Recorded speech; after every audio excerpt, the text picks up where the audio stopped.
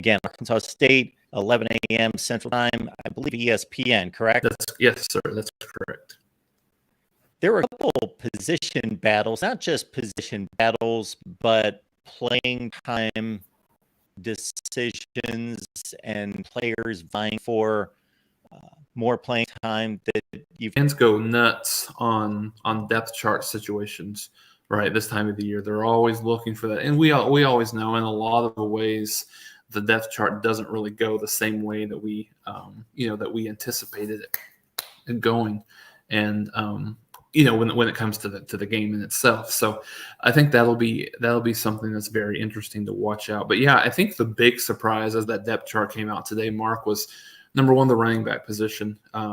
You always know in these depth charts, it's typically littered with oars, right? But I think early on, it looked like Marcus Major or Tawi Walker was the number one running back. And so, you've heard some tidbits through camp that Marcus Major, obviously he's played a lot of football for Oklahoma, very seasoned player for Oklahoma, but just really hasn't been healthy consistently. Hasn't really, I don't think that up until this year, this is his first year that he's been fully healthy all the way through spring and fall camp. And so I think he's been able to take advantage of that as well. Tawi Walker is somebody that Jeff Lebby has talked a lot about just in terms of the way he plays. I think they feel very, very comfortable with him in terms of pass protection, knowing what to do, always falling forward in terms of it. So I think he's going to be a guy that'll be really good between the tackles. But I would kind of caution people not to read too much into this because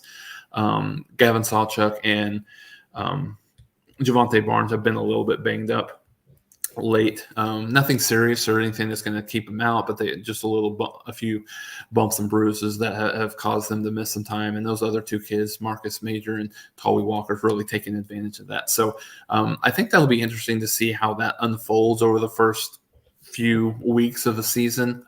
Certainly, I think that Barnes and Sawchuk are, I think, still probably your best two backs overall, but I think most people should really take, I don't know if pride's the right word, but excitement from the running back room. Then I think that they feel like that they're solid. They have a solid four deep that they could use and feel good that they could win with that group. I think the area on offense that really has been cemented really kind of from the beginning of fall camp is the offensive line. So that's been a group that I think when Jeff Lebby, when they kicked off fall camp, he mentioned 4 of the 5 guys that they have really kind of entrenched as starters. And then Savion Byrd, from a left guard perspective, has really kind of taken that job. A lot more serious here in fall about his weight. He allowed his weight to drop significantly, I think, in the offseason. But I think he's got to the point where he understands how important that is, how important just that diet regimen obviously is, specifically for an offensive lineman. So I think that wasn't really a surprise, but I think there was some concern with how many offensive linemen Oklahoma was losing off of last year's team and what that would look like. So Walter Rouse, the transfer from Stanford, is going to be Oklahoma's left tackle. And so I think there's a lot of optimism, Mark, in terms of what that offense, what the offensive line could be compared to what they were a year ago. So we'll see how that continues to, kind of manifest itself. But I think that was probably the biggest surprise on the offensive side of the ball that I saw was particularly the running backs.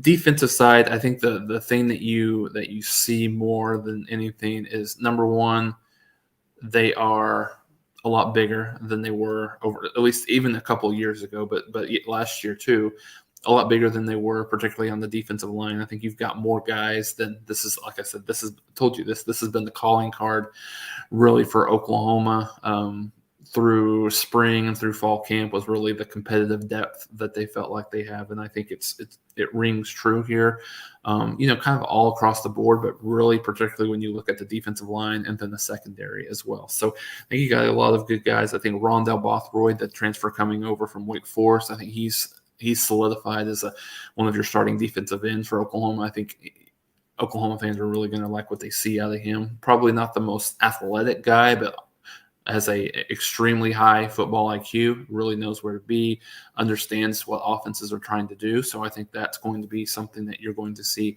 Oklahoma be a lot better from a pass rush perspective.